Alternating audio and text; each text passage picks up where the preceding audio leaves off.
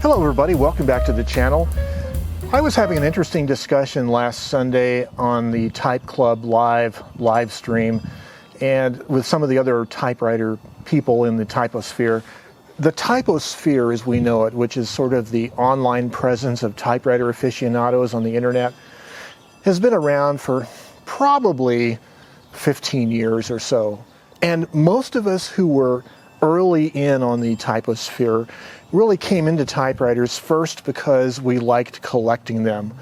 We liked the mechanical nature of them. And secondarily, probably because we were writers. You know, this is a generalization, obviously. It's not true with everybody, but I think a large percentage of the early typospherians were just as much tinkerers, lovers of mechanical antiques as they were writers.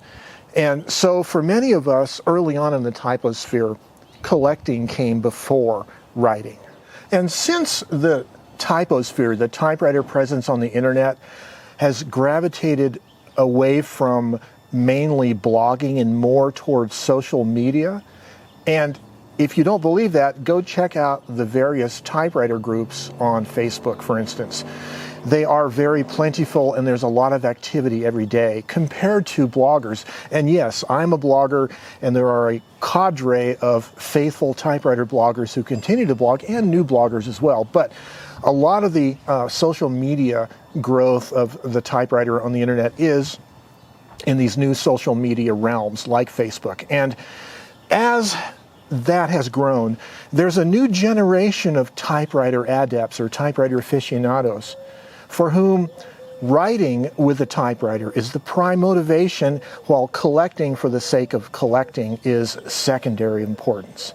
And many of these people come from a station in life where, like, storage space and budgetary concerns for hoarding a large amount of typewriters is really an issue, and it sort of is an intrinsic way of controlling what might otherwise be unbridled urges to hoard as many typewriters as possible.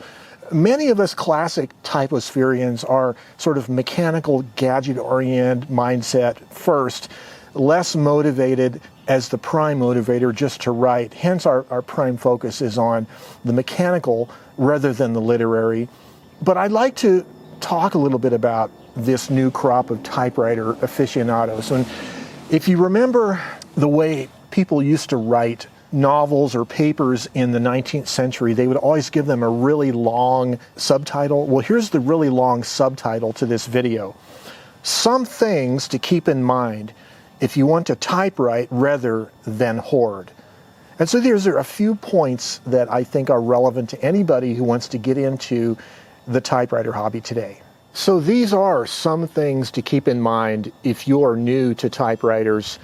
In no particular order, number one is, regardless of how good the make or brand of typewriter, most typewriters require some degree of service before they can become reliable writing tools. And I always use the analogy of the Mercedes in the barn. You take a great car with great legacy, great design, great bones, but it's been in a barn for 50 years unused. You're going to want to get it thoroughly serviced before you can put it out on the road and expect it to be reliable. The same is true with a typewriter. It needs a thorough going over by a professional, or at least someone competent, before you expect it to be a reliable, creative tool.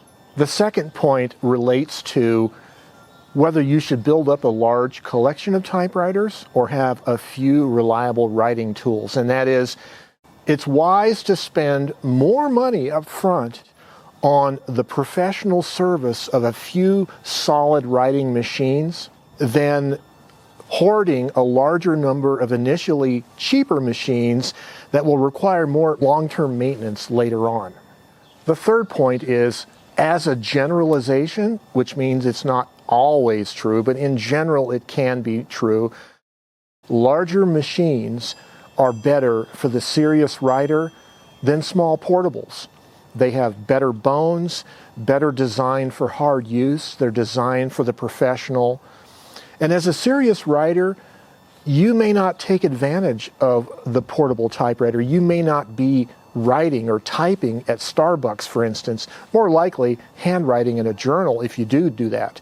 But a serious studio machine will do you better in the long run than a machine with more compromises designed for portability.